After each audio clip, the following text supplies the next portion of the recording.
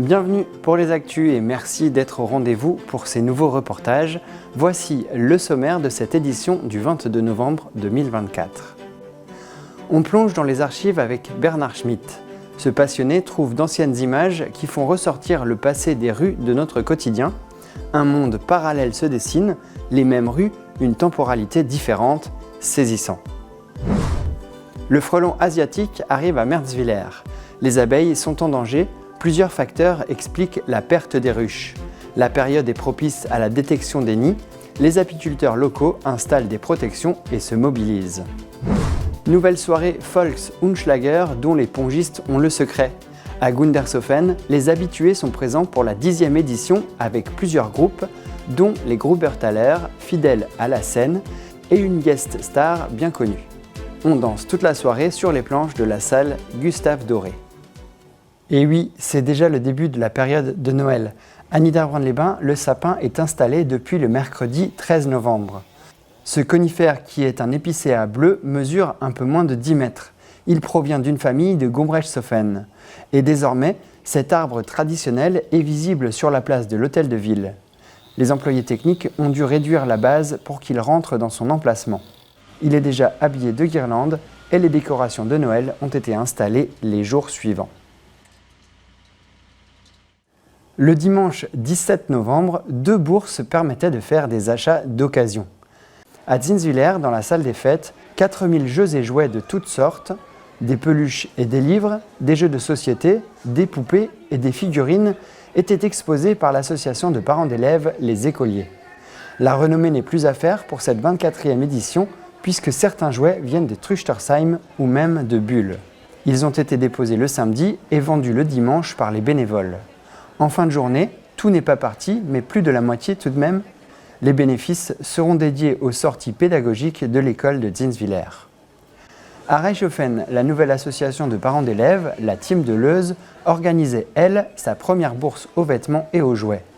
La trentaine d'exposants a rempli l'espace cuirassier. Là aussi, de quoi s'amuser et beaucoup d'habits de toute taille, enfants comme adultes, une première réussie. Sur ces archives, les bâtiments les plus anciens permettent de reconnaître les lieux au premier coup d'œil. Pour le reste, grâce à Bernard Schmitt, on peut voir les évolutions au fil du temps, rencontre avec ce passionné d'histoire.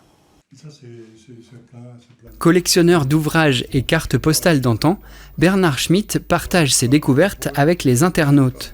Il a commencé au début des années 2000 avec l'apparition d'Internet. Il avait réalisé un site qui comportait déjà de nombreuses informations sur les communes aux alentours. Encyclopédies, ouvrages de l'outre-forêt, publications des mairies, livres, revues. Pour trouver ces documents, il chine dans les brocantes, à Emmaüs ou sur Internet. Dans ce livre, que vous avez pu voir sur TV3V, à toute vapeur au pied de la Wasembourg de Gilbert Boljung, il a découvert une anecdote sur Utenhofen. Mais ce qui est très intéressant, c'est qu'il y a des petites communes qui sont très peu connues et qui ont un passé assez intéressant. Comme là, par exemple, on constate qu'à Utenhofen, il y avait à l'époque une petite gare, quoi. Elle a existé pendant quelques années et après, elle a été supprimée parce que Gundershofen était très proche d'Utenhofen. Les gens pouvaient aller à pied à la gare de Gundershofen, quoi. Parfois, le passé est bien documenté, mais il arrive que ce soit plus difficile. En cherchant, il a découvert ce que d'autres n'ont pas trouvé.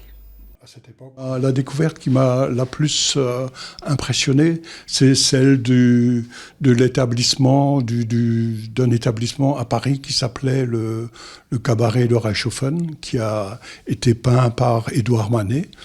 Et les historiens, ils cherchaient toujours le lieu exact de ce cabaret. Et j'ai pu trouver sur Internet, j'ai pu acheter un petit carton d'invitation où cet établissement est mentionné. Et il a été situé 34 boulevard de Clichy, quoi. La découverte insolite n'est pas une fin en soi. Parfois, il faut rechercher l'année et avant de partager sa trouvaille, il effectue un travail d'amélioration de l'image. En général, je retouche. J'ai appris à l'époque, quand j'étais un peu plus jeune, j'avais appris à la castine comment faire retoucher une photo, quoi. Et donc j'ai un logiciel où je retouche manuellement des photos. Hein. Même des photos que je fais retoucher par l'intelligence artificielle. Hein.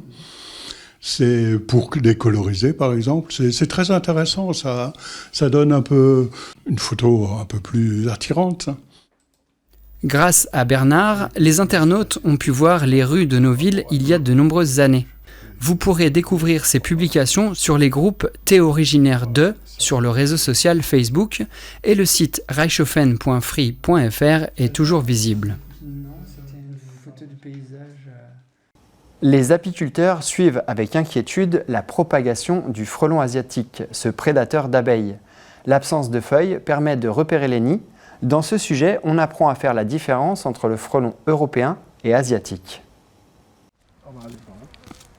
Fléau apparu depuis quelques années en France. Le frelon asiatique a été aperçu récemment à plusieurs reprises dans le Bas-Rhin, que ce soit à Brumath, Suffelweiersheim, Bischoffen, Pfaffenhofen et même à Merzwiller.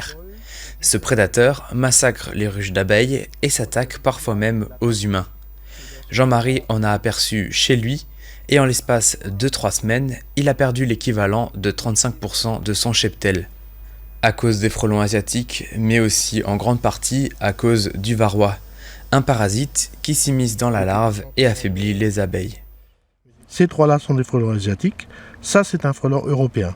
Mais je l'ai quand même mis de manière à ce qu'on puisse bien le reconnaître par rapport à ces 4 ou 5 anneaux qui sont à l'arrière à l'abdomen. Ça c'est tout à fait distinctif par rapport au frelon européen. Il n'y en a qu'un seul anneau et il est orange, hein, on le voit bien ici. Et il a les pattes jaunes. J'ai averti un apiculteur que je trouve à l'autre sortie de la village, au niveau de la Zinsel. Et lui, il est allé vérifier, il a également constaté la présence du frelon. Chez lui ? Oui. D'une façon a priori, d'après ce qu'il m'a décrit, plus intense que chez moi. Pour limiter les dégâts, il a d'abord eu recours à des pièges artisanaux. Mais eux ne filtrent pas les espèces d'insectes. Parfois, il y a des guêpes et des frelons européens qui se font avoir. En complément, Jean-Marie a mis en place des systèmes de défense plus sophistiqués. Ce sont des protections. Le trou de vol a normalement, à cette période de l'année, il a un réducteur d'entrée, qui est le réducteur blanc, où il y a des arches qui font 8,5 mm. Le réducteur anti-frelon, c'est actuellement celui-ci, hein, qui a 2 fentes dont la hauteur n'excède pas 5,5 mm. Et tous les frelons que j'ai vus évoluer devant cette grille d'entrée sont repartis. Hein. Alors que là, il y en a quelques-uns qui sont quand même rentrés. Hein. Parce que oui, malgré ces protections, certains frelons plus coriaces entrent et attaquent les colonies d'abeilles. Jean-Marie a déjà cherché autour de chez lui, mais n'a pas trouvé de nid. L'invasion est selon lui plutôt faible, car il a en moyenne un frelon asiatique par ruche. Quand la proportion augmente, le risque devient moyen ou élevé. Ces insectes volent aussi de manière stationnaire devant les entrées, et quand les abeilles retournent à leur ruche, elles se font attraper et tuer. Le frelon asiatique peut en prélever entre 5 et 10 par heure. Il y a 2 types de nids. Hein. Il y a le nid de printemps, qui est de février-mars à avril-mai. Hein. Et c'est un petit nid qui peut être n'importe où, c'est-à-dire éventuellement à proximité des habitations, dans un hangar. Il est en principe même à une hauteur très faible, hein, à 1,50 m, 2 mètres, hein, ce genre de... Il est tout petit. Alors le nid secondaire se trouvera en général dans un arbre.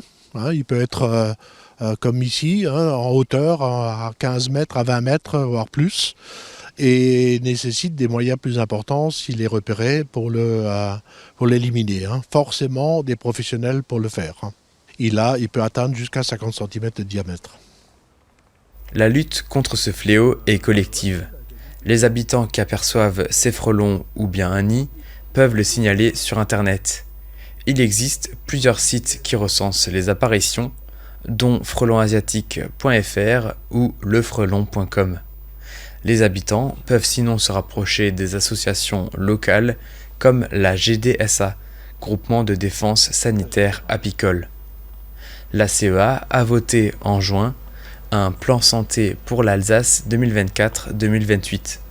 Ce dispositif sera mis en place pour le début du printemps prochain, période cruciale où les fondatrices iront implanter de nouveaux nids.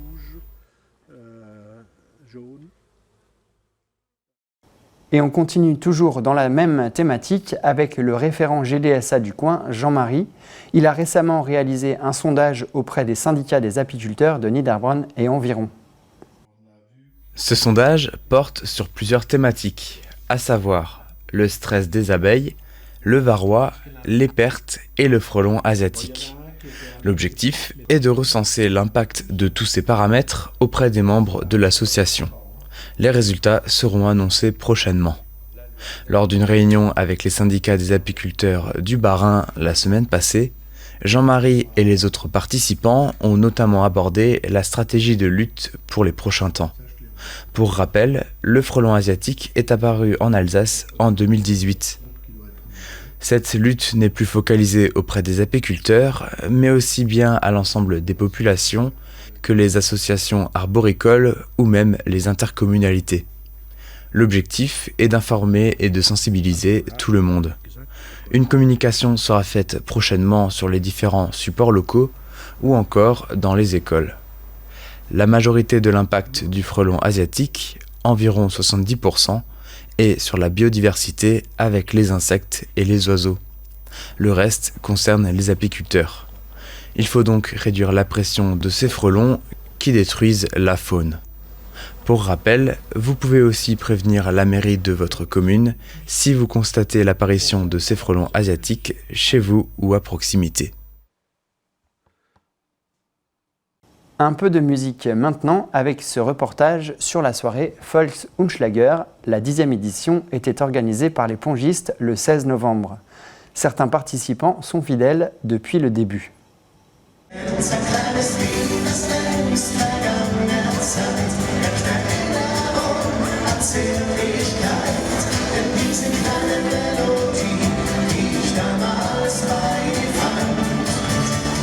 La soirée des pongistes a fait le plein samedi 16 novembre dans la salle Gustave Doré de Gundershofen.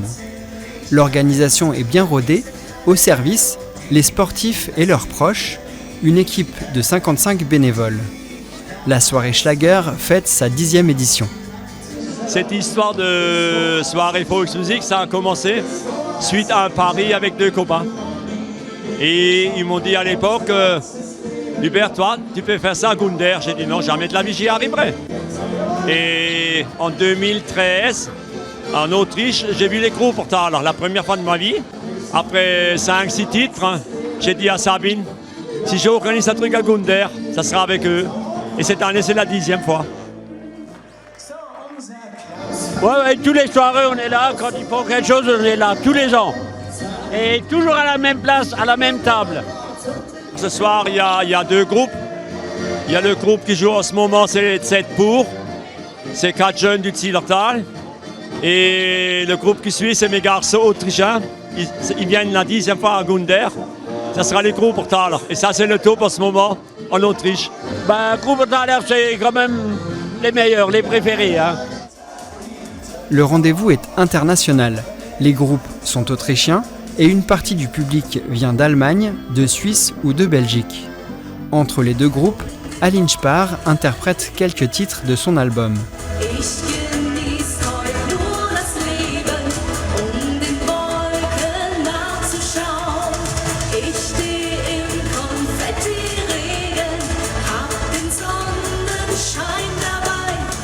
Le public apprécie l'ambiance. C'est Oktoberfest, et là c'est super, voilà, on s'amuse ici. Hein.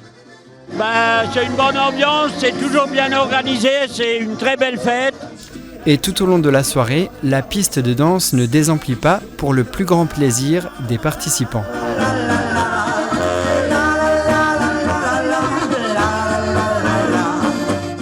Parce que nous, les Alsaciens, on joue pratiquement 3 marches. 3 valses, tandis que là, une marche, une valse. Et de nous, ça change tout le temps. Hein. On peut dire les personnes qui aiment danser ou qui savent danser, ils peuvent aller sur la piste de danse. La même ambiance se retrouvera au printemps prochain. Les pongistes fêteront leur 45e anniversaire avec un événement le 31 mai. Un groupe réputé sera présent. C'est les Paldauer. C'est un groupe qui a été créé en 1968. Donc les deux plus aînés, ça fait 57 ans qu'ils sont sur scène. Et ça, c'est vraiment le top du top. Les bénéfices serviront à payer l'entraîneur de ping-pong du club qui officie tous les vendredis soirs.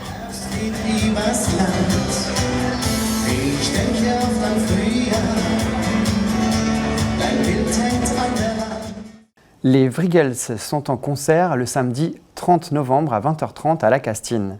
Ce quatuor se met en 4 pour vous proposer des chansons d'humour. Les titres présentés dans ce spectacle sont tirés de leur nouvel album 4 étoiles comme les 4 Wriggles.